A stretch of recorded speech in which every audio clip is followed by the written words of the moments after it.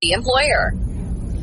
And we are live at Jana's Marketplace for the Faribault Coaches Show. Good morning, Gordy. Good morning, Royal. How you doing today? I'm doing fantastic. This place is bustling with activity. Yeah. Come on down and get a great breakfast. There is a lot of activity here. Let's talk a little sweets today because, both you and I shouldn't have sweets, but they have some wonderful caramel rolls and cinnamon rolls here. And, I mean, they're big.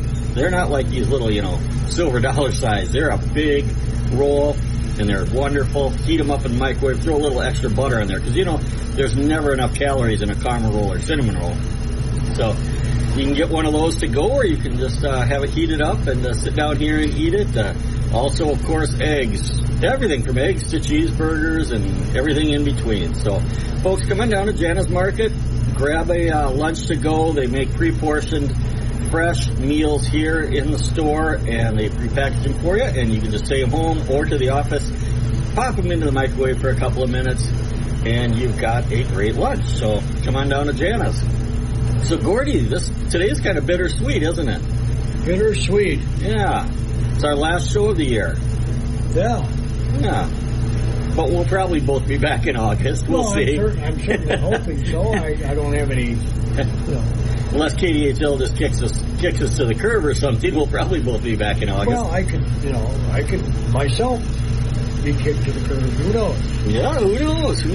So. But I want to take this time to congratulate the Northfield Raiders baseball team. They're in the state tournament. The Randolph Rocket fast pitch softball team won a state title yesterday. The Mankato East Cougars out of the Big Nine won a state title yesterday. That's their second straight. Yeah, they're top team there. So congratulations to them. Of course, the team that knocked out Faribault in the section final, and that was an amazing run by the Falcon fast pitch team. Yeah. They ended up playing for third place and ended up losing that game. But the game, though, to go to the finals was extra innings loss, right? Yeah, They played phenomenal down that stretch. They just hats off to Riley Seatsman and all the other players on that team because they sure did a great job. Yeah, well, I put an invitation out to their coach to come on out, but I understand when summer gets here, you probably want to do summer things. Beautiful weather out there today, so you can't really blame them too much, can you? Oh, it is nice. I thought it was going to rain. Yeah, no, I think that's going to miss us, and it's going to be a nice weekend. So. We don't need the rain. Not right now. I don't think we do. So. Was it last week or the week before we had the tennis people? Oh, 2 weeks ago we had tennis. But I do have a tennis wrap-up, though, because they did... you got awards right in front of you. Yep, they wrapped up their tennis season with a banquet this week. Brandon Petrushka and Carson Kramer. Brandon number 1 singles, Carson number 2 singles. Both made Big Nine all-conference. So that's fantastic for Faribault to get 2 players named to the all-conference team. Carson Kramer just had an outstanding year. I would venture to guess that it's probably the best season that any Faribault tennis player has ever had. He was 17-4 at number 2 singles, and he was awarded the team MVP, most valuable player. So good job. So this guy over here never had 17 wins? He didn't play tennis. Oh, okay. I thought all your sons played tennis. Nope, just 2. Number 1 doubles. Ben Diaz-Coons, he got the most improved. So good job, Ben. And as a side note, Brandon, Carson, and Ben will all be back next year, and they are the captains for next year. But I think the most impressive thing about their team, they were awarded the Class AA Silver Team Academic Award by the Minnesota State High School Tennis Coaches Association for having a team GPA of over 3.5. Wow. Now, I would have definitely been dragging my team down if they gave away GPA awards back when I was in high school, but I think that's a very, very cool award. The tennis team had a great season. They had 5 wins, which is probably their most wins in at least the last 11 years. So good job to Coach Anderson. He did not get Coach of the Year again this year. I think he was up there, but I don't think he got Coach of the Year. So, well, I know he didn't get Coach of the Year, but he had a great season. So congratulations to all of them. So he does a super job with that program. He really does. Yep, he really does. So now I think I'll wrap up the show with the track and field athletes because we've got a guest. Go for it. Track and field, bring them on. What do you got? No. Oh, you're going to wrap up the show. Okay. Yes, we do have a guest today. My son, Reed Ross, is in town. He lives up in Brainerd. He's in town to play a little softball with some of his high school buddies last night, so it was good to see some of the kids that he ran around with What'd you do? 13 years ago. Yeah, we did well. We won both our games, 10 rounds in the second game, so it was good. Wow. It was a good night. Yep, they played well. They hit the ball a lot. It was fun to watch. So Reed was a 4-time all-conference in bowling. Is that correct? I believe so, yeah. 4 or 5. I think it was 4-time all-conference. Wow. And then after that, he went on and bowled collegiately. So we're going to talk a little bit about the transition and the difference between high school athlete and college athlete. So Reed, when you your first year of college, you went down to West Texas A&M, which is in Canyon, Texas, about 15 miles south of Amarillo, Texas. How did you pick that, by the way? Honestly, it was kind of a luck of the draw situation. I was out looking at a different college out in Fresno, California. On my way back, we noticed that, hey, there was this school in Texas kind of along our drive on the way home, so we took a little bit of a detour and stopped by. I had heard of the coach at the time. The coach was a former professional bowler.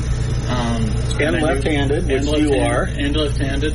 They had just placed like 9th in nationals, so I'm like, hey, let's go check this out. It's a little bit smaller school than the D1 Fresno State. And I had actually liked, when we stopped there, the smaller school feel.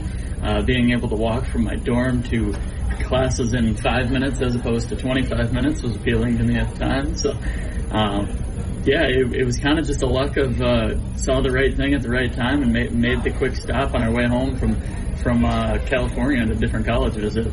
Was it a difficult transition?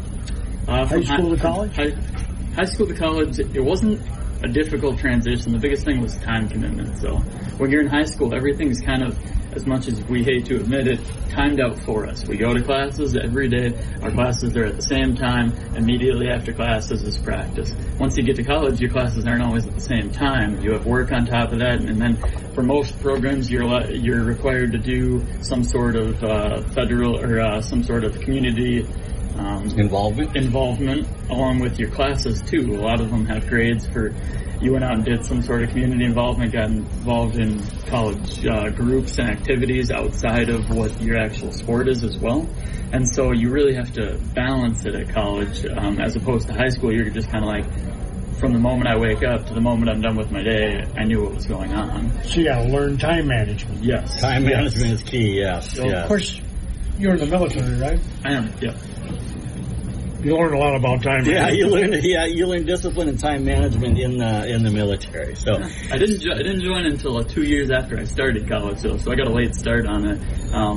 Probably learned some bumps along the road right away, and the military kind of corrected that. Sure. What's your degree in?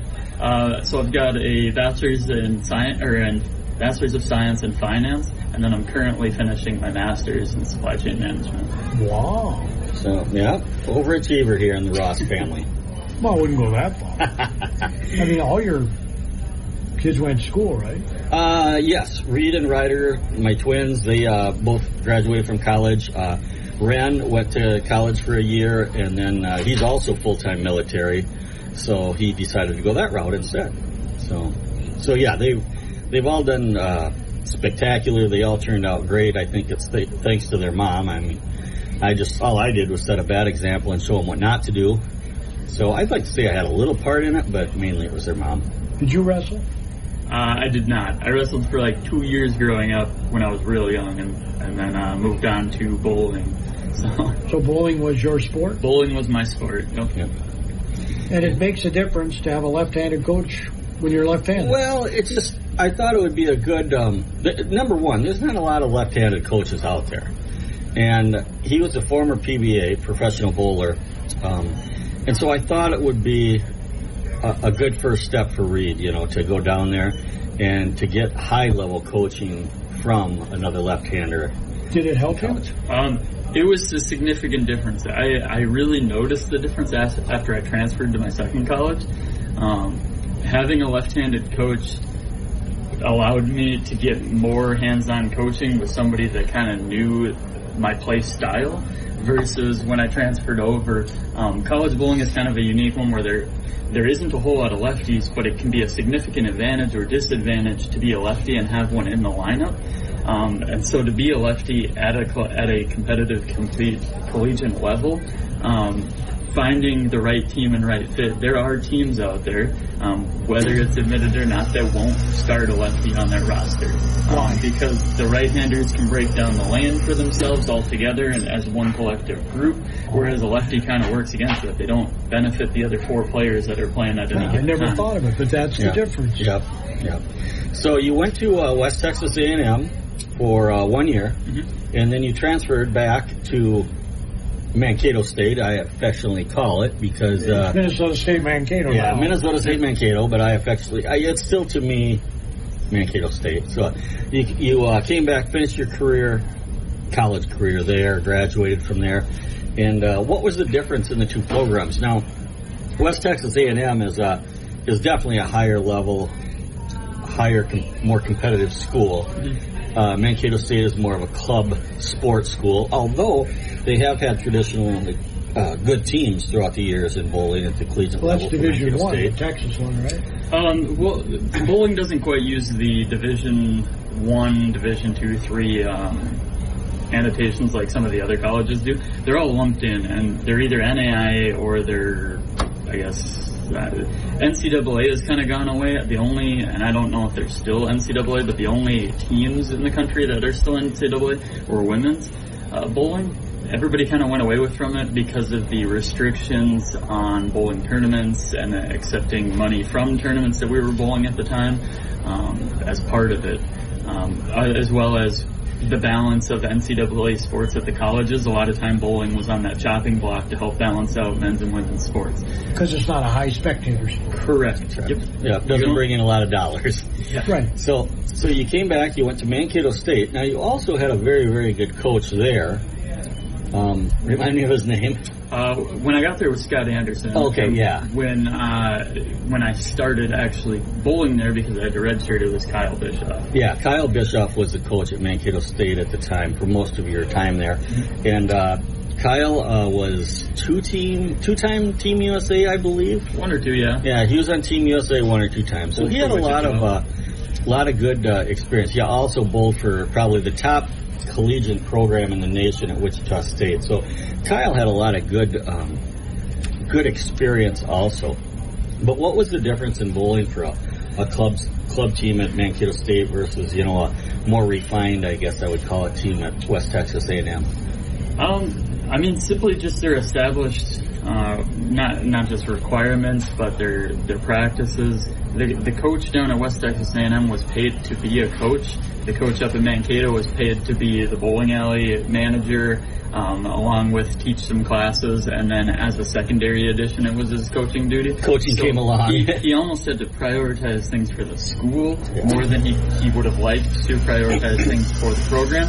Whereas down in Texas, everything was program related, and then from there, his other duties as assigned. Yeah. You can get scholarships in bowling. Did you get a scholarship? You can. I did not get a scholarship.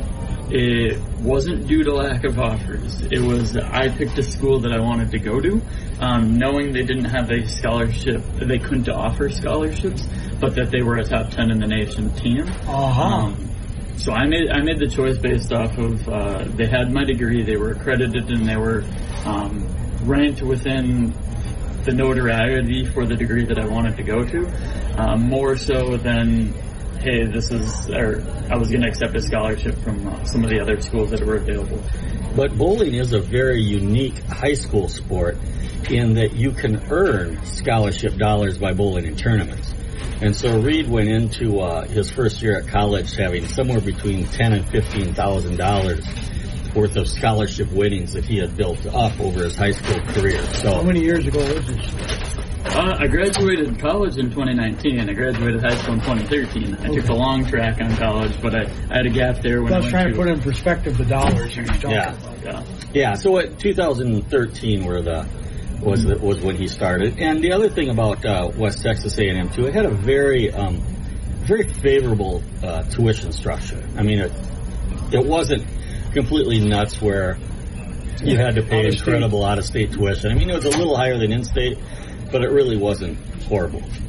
No, not much. I think I paid like maybe $1,000 more than my in-state counterparts down there. Wow.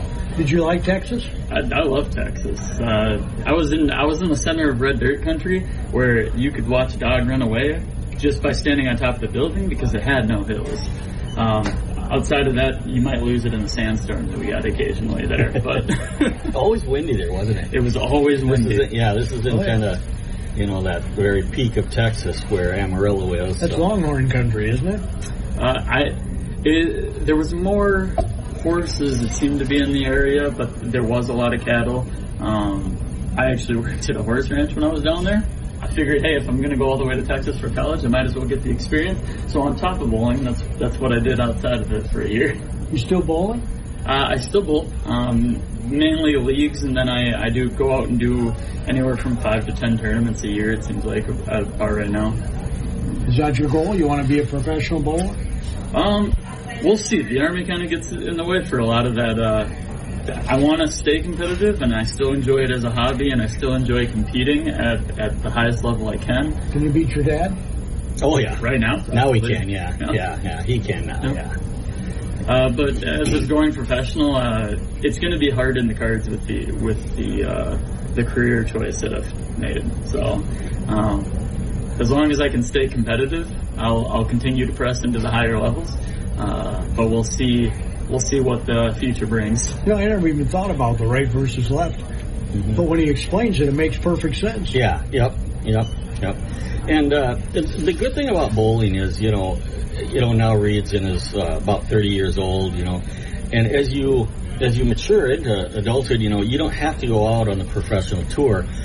There's still plenty of national level tournaments that amateurs can bowl, and so he can still see some of the same guys that he bowled against in high school and college on a national level. So, and it's really a lot of fun to see some of the people that he used to compete with back in 2010, 2011, and they're, still going strong at it. So it's really kind of fun to see, isn't it? Would you agree, Reed? I would agree, yeah. And some of them are even out bowling on the professional level, so I can watch them on a Friday or Saturday or Sunday at noon when they're covering the football game, it seems like, on TV, and then I'll show up to a tournament 3 weeks later, and they'll be sitting there ready to bowl again. So. How many perfect games have you had?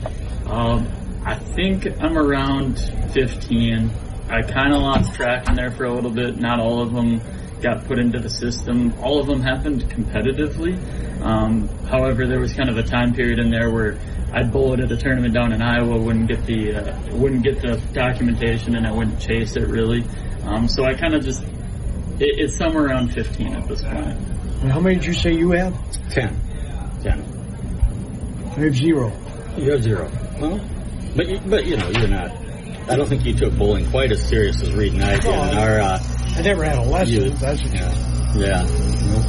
I've never had coaching per se. Yeah. And there are some nuances to the sport. Oh, lots.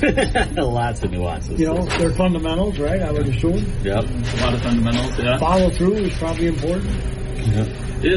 There's a lot of things with the typical bowling approach that if one thing gets off, the entire thing gets off. It's a very fine sport where we're trying to hit a very specific part of a lane, and if you miss it, all of a sudden it's not a good shot anymore. Well, then it varies on how it's oiled and everything, too. Correct. Yep. And being able to understand and read ball reactions when you're looking at a lane that looks the exact same as every other lane, but your ball's doing something completely different. You're having to create the actual look of the lane in your mind because your eyes aren't seeing it. Is it kind of like reading a green in golf?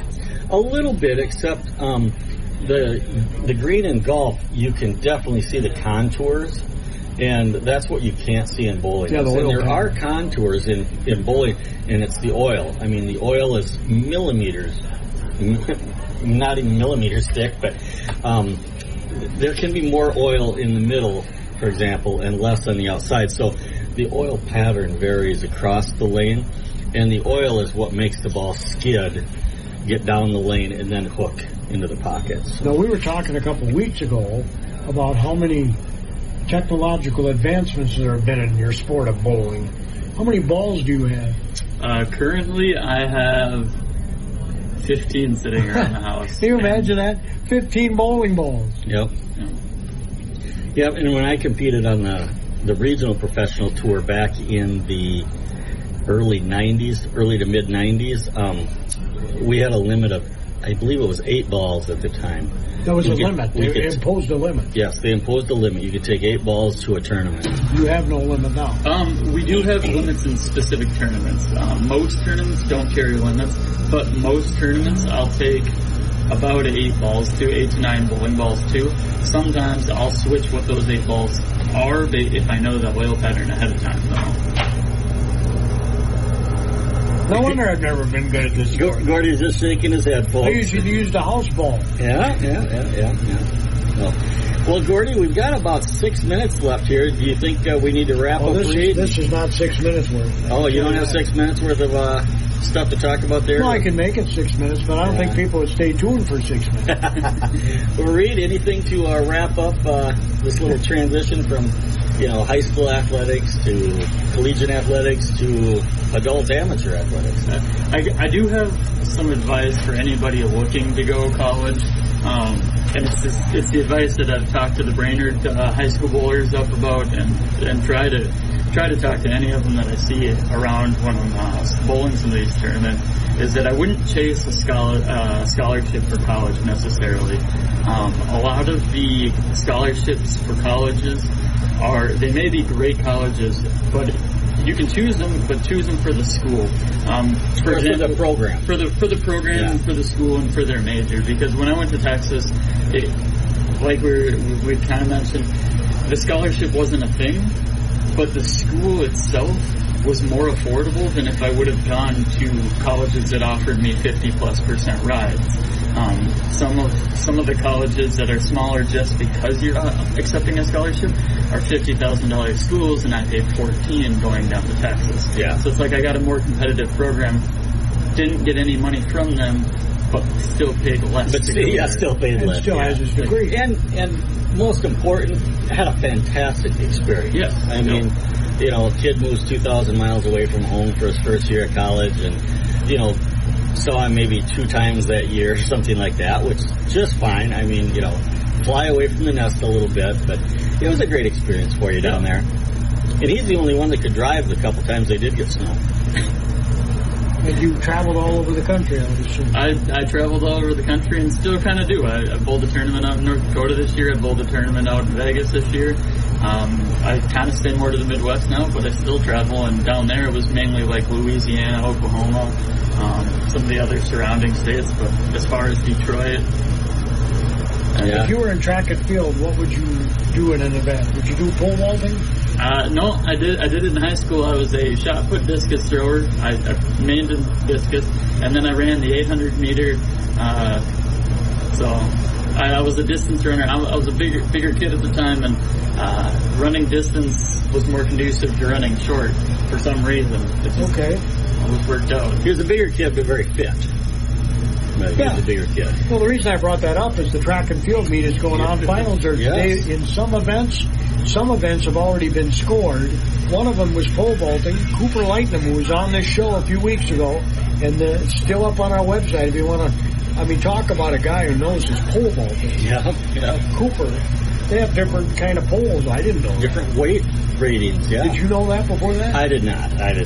I always thought it was just Makes sense, though, but they have different weight ratings. Well, he finished 4th at state. He's all state. Way to go, Cooper. Good job. Cleared 14 feet.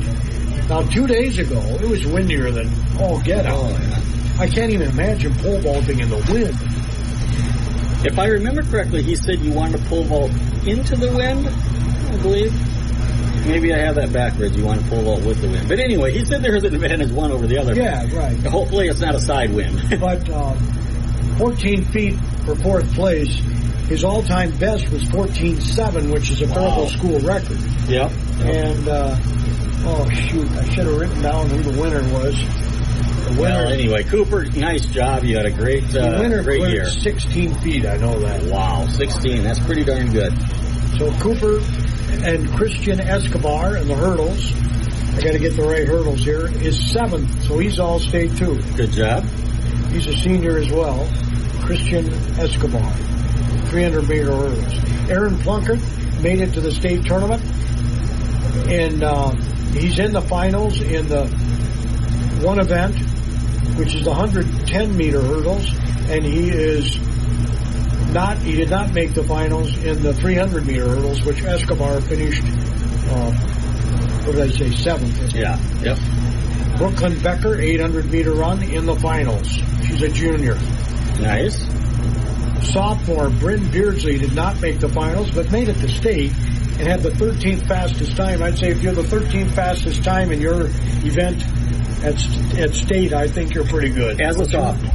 Yeah. As a sophomore. I'd say that's pretty good. Absolutely. Sophomore Stella Carlin in the high jump. Did not make it to the finals, but had the 14th best jump at the state.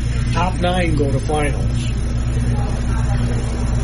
Nolan Vogelsberg, the other pole vaulter for Faribault, just missed placing. He made it to the finals, but he finished 10th, and the top 9 get medals. Oh. Isn't that something? Yeah. I think he missed it by like an inch or something. That's crazy. The 4x200 meter, 4x100 meter, 4x400 meter boys relay teams all made it to state. 4x800 meter girls, and the boys, I think, the 4x400 boys are the only ones in the finals today. They had the 5th fastest time going into the finals. Overall, it sure sounds like the Faribault track team had a successful year. I would say so. Sophomore Grace Porter participating in the 100-meter dash. Miller Munoz in the 100-meter hurdles. She's a senior. Barak Barner, a junior, had the 3rd fastest time in the 110-meter hurdles. He's in the finals today. Carter Johnson, senior, is in the finals today in that discipline. Aaron Plunkett is also in the finals today in that discipline. So we'll have all this information up on our website, I promise. And, Gordy, when we come back in August, we'll have to give an update on the track results from the state tournament. Because, folks, this is, fortunately or unfortunately, depending on how you look at it. It'd be nice to have some of these kids on. Yeah, it is our last show of the year. So, Gordy, I want to thank you again for allowing me to help you out here. And you had a lot of fun. Filled in while I was laid up, and I appreciate that very much. No problem. So, once again, I'm Royal Ross with G&H Properties, licensed realtor here in town. Also, manage homeowner associations, condo associations. G&H also has a storage unit division. So, if you need storage space, come see us at our Hewlett office. And then we have property management division where we manage residential rentals for primarily investors. So if you own some residential property that you rent out, you're tired of answering the calls and, all the emergency things, the hot water's out, things like that, give G&H a call. We would love to help you out with that. But located in beautiful downtown Faribault, right across the street from the post office. Our phone number is 507-334-3499, and we are a local full-service real estate company. They do a fantastic job, and Janice, thanks for hosting. We appreciate it very much. Yep, thanks, Jana, for your hospitality here every week. And, Gordy, I think... Your home for